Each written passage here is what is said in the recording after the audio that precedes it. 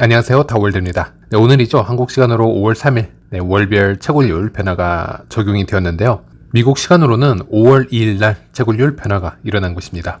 정상적으로는 미국 시간 기준으로 매월 1일 이 채굴률 변화가 적용이 되어야 하는데 하루가 늦춰진 이유는 정확하게 아직 공개가 되어 있진 않지만 여러 가지 가정은 해볼 수 있었습니다. 이번에 채굴률 변화 결과값을 보셨으면 아시겠지만 평소와는 조금 다른 수치가 발표가 되었습니다. 그래서 이 수치를 정확하게 릴리즈를 하는데 시간이 더 걸린 것이 아닌가 이렇게 추측을 해볼 수도 있었습니다. 어쨌든 하루 정도 차이였기 때문에 큰 영향은 없었을 거라고 생각을 하고요. 이번 채굴률 변화를 보자면 파이 역사상 처음으로 채굴 속도가 지난달 대비 상승하는 모습을 보여주었습니다. 지난달 4월 채굴률이 약 0.0115였는데 이번에는 약 0.0117 정도로 약 1.41%가 상승하는 아주 기현상을 보여주었는데요. 보시면 아시겠지만 2022년 3월 전까지는 반감기 공식으로 감소를 하다가 그 이후로는 매월 초에 기본 채굴 속도를 감소하는 그런 메커니즘을 사용해 왔었습니다. 많게는 14%, 또 낮게는 1% 정도의 다양한 기본 채굴 속도 변화가 있어 왔는데요. 그래도 기본적으로 이 채굴 속도라는 것은 지속적으로 감소를 해왔었단 말이죠. 그런데 이번에 최초로 살짝 상승하는 결과를 가져왔습니다.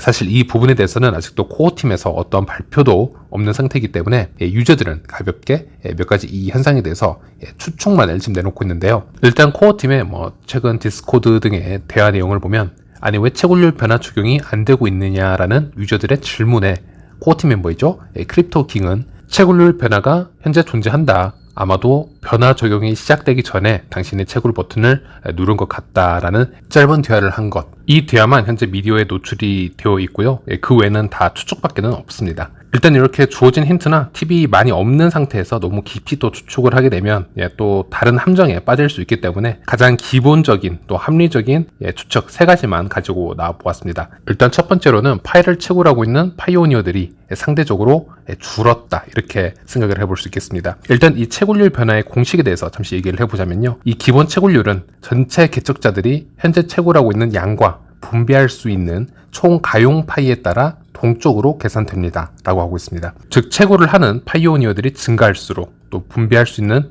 남아있는 파이가 적어질수록 이 기본 채굴률도 줄어들 수 있다 이렇게 판단해 볼 수 있겠는데요. 그런데 만약 지난 4월 동안 채굴량이 예측치를 하회하게 된다면 반대로 채굴률이 증가할 수 있는 그런 결과치를 낳을 수도 있다 이렇게 가정을 해볼 수도 있는 것이고요. 노믹스님이 이 관련해서 짧게 이런 의견을 공유를 해주셨는데 이런 데이터를 볼 때는 데이터의 민낯을 그대로 느끼는 것이 중요하다. 월간 예상 공급량 소진이 되지 않아 2월 되었기 때문이 아닐까요? 이렇게 언급을 해주셨는데 일단 저는 이 얘기가 매우 와닿았습니다. 구글 트렌드로만 보더라도 2023년 3월달 파이데이가 지나고 나서 또 해커톤이 큰 임팩트 없이 막을 내렸고 딱히 큰 뉴스가 없는 상태로 4월이 진행이 되었기 때문에 상대적으로 관심도가 크게 하락한 것은 맞습니다. 그리고 작년에 5월 채굴률 변화 발표를 보면 5월의 변화율 또한 1.53% 하락을 했고 그 전달 4월달에 부진한 채굴률을 보여주었다는 것을 확인할 수 있었고요. 그런 점에서는 어떤 기준점에 도달하지 못한 부진한 지난달 채굴량이 이런 결과를 낳은 게 아닐까 이렇게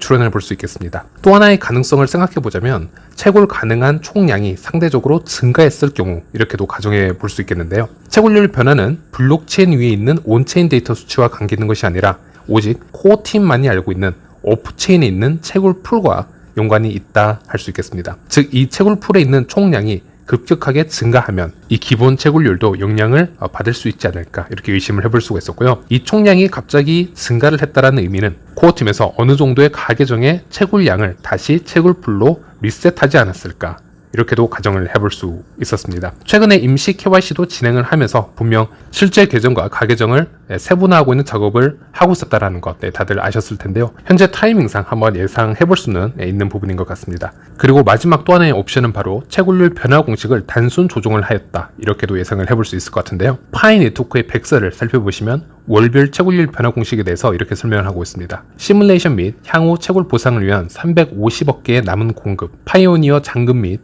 전체 생태계 유인과 같은 최상의 가정을 기반으로 설계를 하였고 예를 들어 350억 개의 남은 파이는 실제 파이오니어의 현재 사용 가능한 데이터를 기반으로 추정하고 있습니다. 보다 정확한 수치는 네트워크 KYC 속도와 향후 파이가 메인넷으로 얼마나 마이그레이션 되는지에 따라 결정됩니다. 추가 데이터 및 지속적인 시뮬레이션은 보상 발행 공식에서 이러한 기본 가정을 평가하는 데 도움되므로 네트워크 목표에 따라 공식을 조정할 수 있습니다. 라고 얘기를 하고 있습니다. 이것은 이번과의 내용과도 어느 정도 연관이 있는 부분이 될 수 있겠지만 파이의 밸런스가 갑자기 증가를 한다라든지 또는 파이 채굴 전략이 조정이 됨에 따라 이 공식 또한 동적으로 유연하게 조정이 될 수 있다.